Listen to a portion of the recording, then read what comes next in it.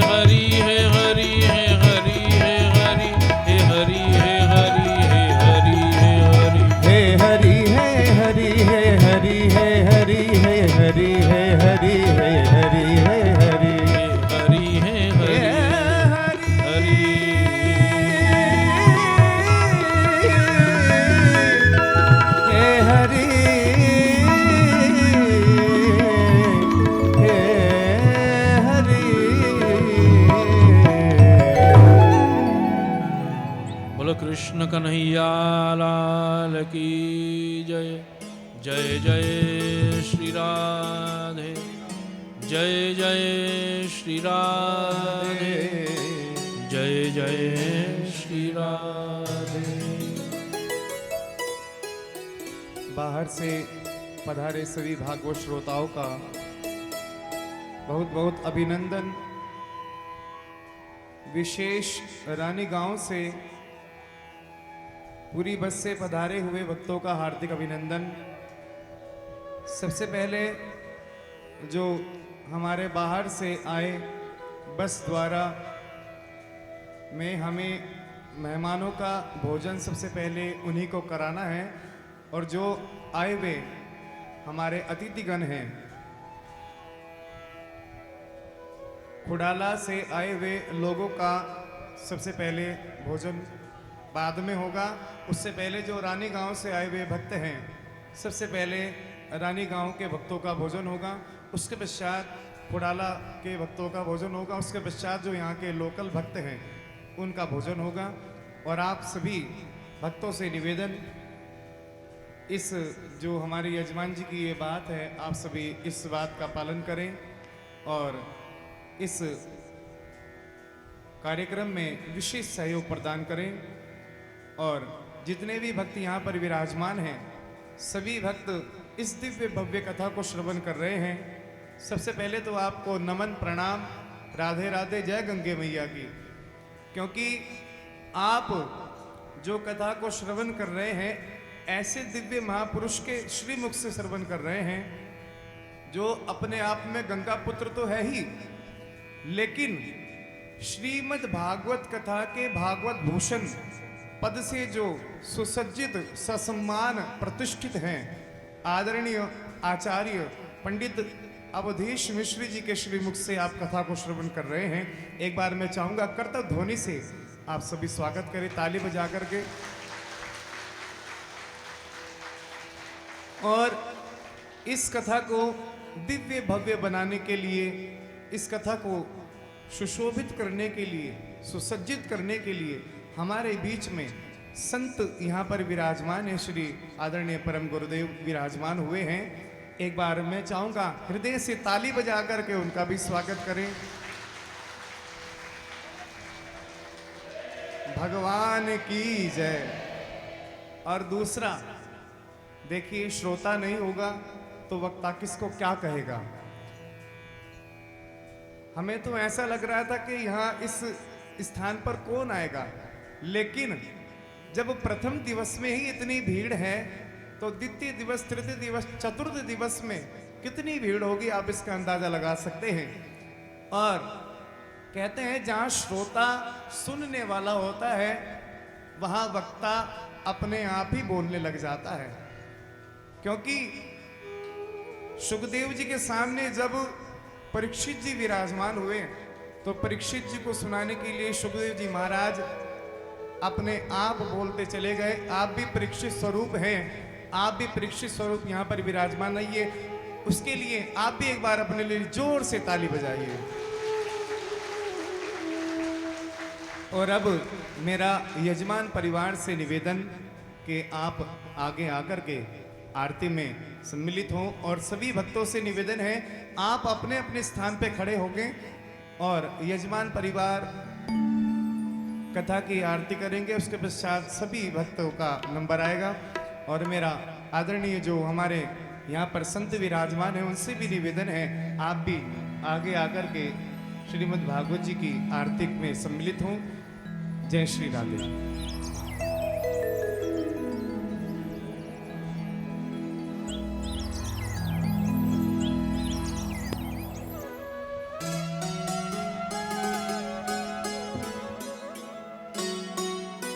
और एक और सूचना, आप इस कथा को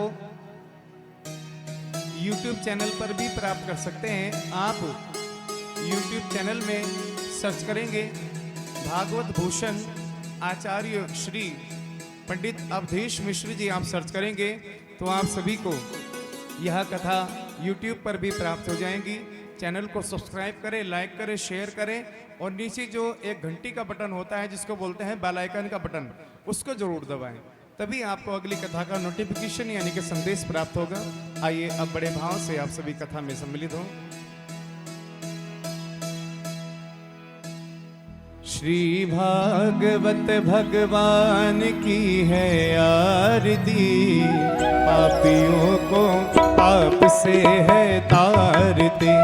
श्री भागवत भगवान की है आरती, पापियों को पाप से है तारते। ये अमर ग्रंथ, ये मुक्ति पंथ, ये पंचम वेद निराला, नव ज्योति जगाने वाला, नव ज्योति जगाने वाला। हरि नाम यही, हरि धाम यही, हरि नाम यही, हरि धाम यही। जग के मंगल की आरती, पापियों को पाप से है तारती। श्री भागवत भगवान की है आरती, पापियों को पाप से है तारती। ये शांति गीत पावन पुनीत, पापों को मिटाने वाला, हरिदर्श कराने वाला, हरिदर्श कराने वाला। ये सुख करनी, ये दुख हरनी, ये सुख करनी, ये दुख हरनी। श्री मधुसूदन की आरती, पापियों को पाप से है तारती। श्री भागवत भगवान की है आरती, पापियों को पाप से है तारती। ये मधुर बोल जगफंद खोल, सतमार्ग दिखाने वाला, बिगड़ी को बनाने वाला, बिगड़ी को बनाने वाला। श्री राम यही, घनश्याम यही, श्री राम यही, घनश्याम यही।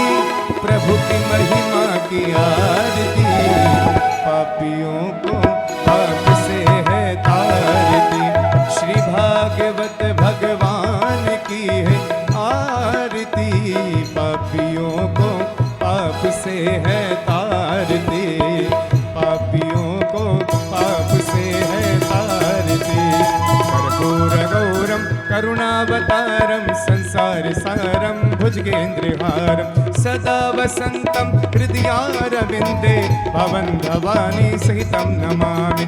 त्वमेव माता च पिता त्वमेव, त्वमेव बन्धुश्च सखा त्वमेव, त्वमेव विद्या द्रविणं त्वमेव, त्वमेव सर्वं मम देवदेव। सर्वमंगलमांगल्ये शिवे सर्वार्थ साधिके, शरण्ये त्र्यंबके गौरी नारायणी नमोस्तुते।